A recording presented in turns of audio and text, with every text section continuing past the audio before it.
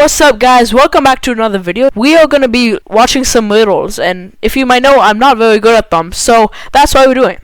So let's go ahead and get right into this. Atlas woke up in the attic of an abandoned house. He tried to find a way out of the house, but all he could find was a room with 3 doors. Not this again. Each door again. hid a different danger. The windows and floor of the room behind the first door were made entirely of the magnifying glass, which meant that sunlight burned anyone who entered. Okay, so I don't think it's that one. The second door hid a room filled with toxic gas. And behind the third door, there was a hungry lion. Atlas chose to escape. I think it's the second one, because they never said the toxic gas can kill you. Wait, I think I'm smart, guys. I think I'm smart. Let me see. I think it's the toxic gas. He should wait for the night to fall and walk through the first door. Okay. He's gonna wait that Sarah long? accidentally pulled a lever in a science lab and set free a group of mutant zombies. What? There were 4 people inside, and they needed to escape before the zombies caught up with them. They had 17 minutes to cross the bridge. He has a Sarah weapon. was He the could literally fastest one. just... She could cross it in 1 minute. Lab assistant Dawn could get to the other side in 2 minutes. Janitor and the professor needed 5 and 10 minutes to cross the bridge. Why are you so slow? How can they get to the other side if the bridge can only hold 2 people at a time? And each group needs to carry the only lantern they have to illuminate the way. These guys go first. I'm thinking these guys go first, and then these guys go after. I think I'm stupid though. Like, wait, no, that doesn't make sense. Wait, what? 2, wait, 10, 5, 6, 7. Oh, nah, there's 1 more minute. I don't know. I'm not smart. Okay. Here's how it works. Sarah and Dawn cross first, carrying the lantern. It takes them 2 minutes. It does. Oh, it takes them 2 minutes. Sarah runs back with the lantern. She hands the lantern to the professor and the janitor. They cross the bridge together in 10 minutes. That makes 13 minutes. Dawn grabs the lantern and dashes across the bridge to help Sarah get across. It takes him 2 minutes to get her, and then they need 2 minutes to return. Sarah and Dawn arrive safely, just in time to cut the rope. I just don't want to think that long, you know? Like, it's... Like, no. One evening, Beth called the police to report a crime. Holy smokes, she told the officer that she had just been robbed and asked the police to come to her house straight away. Okay. When the police arrived at Beth's place, they found her tied up in a chair in the middle of her living room. They asked her what happened, and she told them that a masked guy had broken into her house, stolen all her money, and tied her up in a chair. The police immediately arrested Beth for misreporting. What? Why? Wait, let me figure this out. This painting is suspicious. This lantern is knocked down. Tied it to a Okay. Comment down below. Is this, like, do you know what this is? Like, I don't know. Like, I'm just not good at riddles. I'm just gonna wait for the answer. Because if she had been tied up, she wouldn't have been able to call the police. She most likely made the whole thing up. Oh, okay, that's a good point. Sydney told her mom that her gymnastics team would go to a sports camp for the weekend.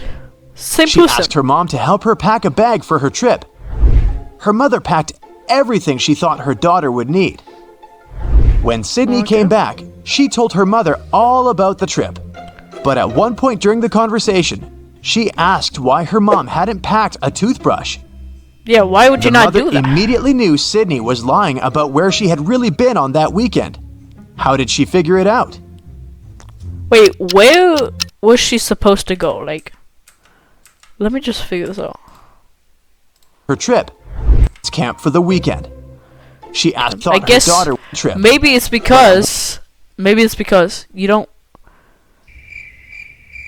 Actually, you know, never mind. I don't know. At one point during the conversation, she asked why her mom hadn't packed a toothbrush.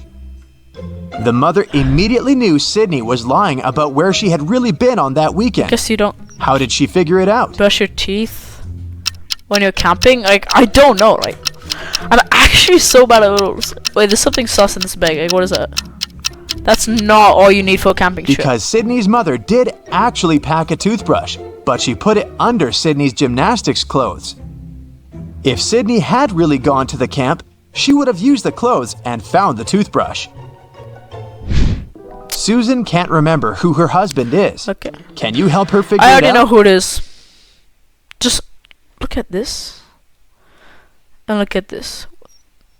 They both got a ring. Like, okay, I'm good now. None of these people have rings. And then he does. She does. Well, it must be the guy on the left. Exactly. Look, they're wearing matching rings. Kimberly discovered 3 bags in an old attic. There was also a note. It said that there was $1 million inside one of the bags. Yep. It also added that the other 2 bags were empty. Kimberly only had one chance to figure out which bag had the cash. Why? And only one of the messages written on the bags was true. On the first bag, it was written, "The cash is not here."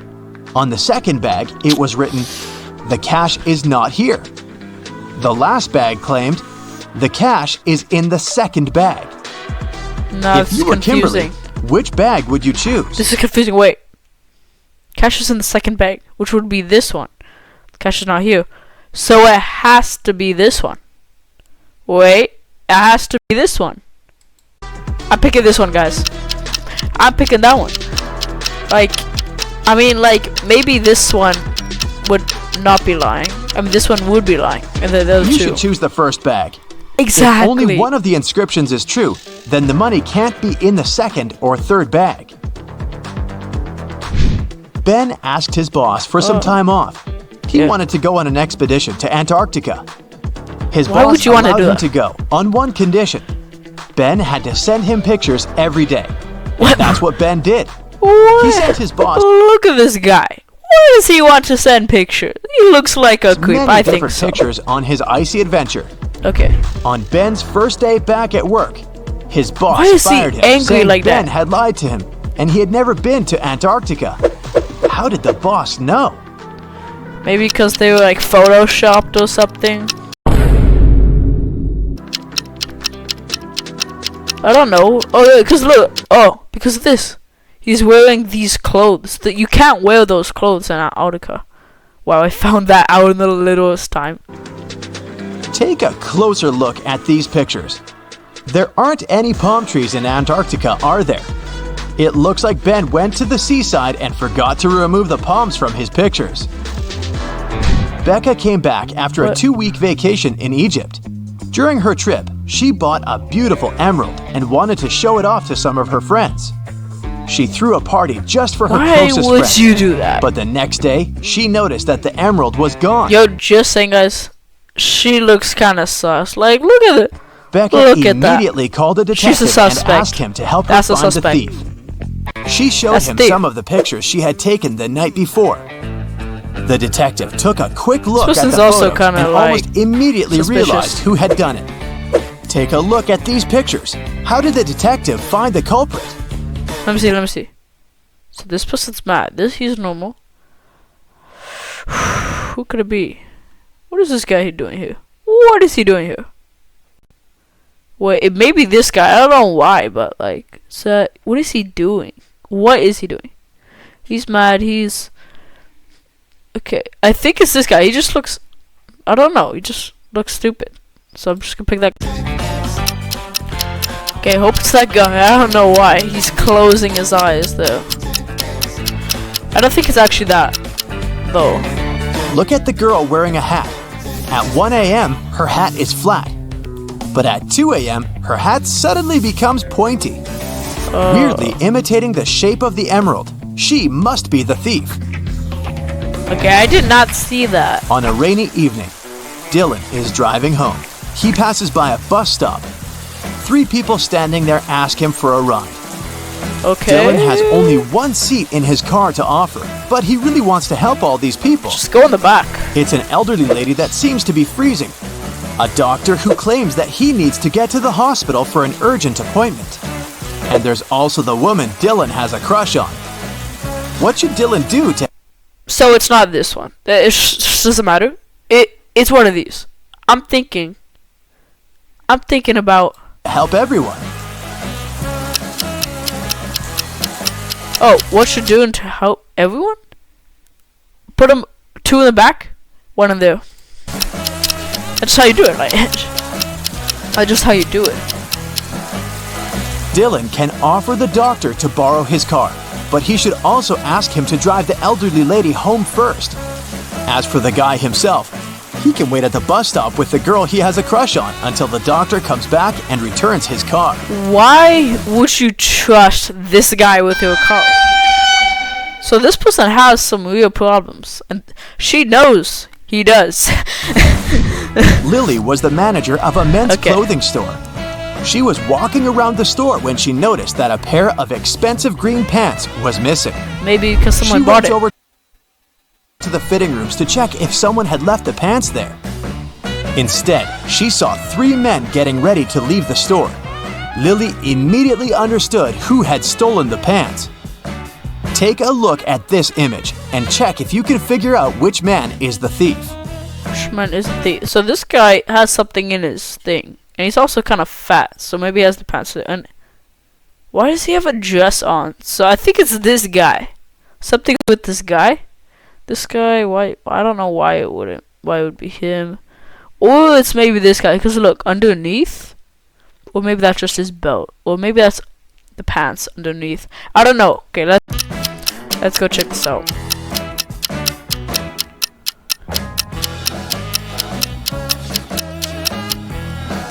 It's the man on the right. He's wearing black pants, but you can see something green peeking from under his pant legs. Oh, yeah. He must be wearing the stolen pants under his own. I thought that was a belt, you know. Josh was walking through a forest at night and came across an old castle. Pretty soon, he met 3 cloaked figures.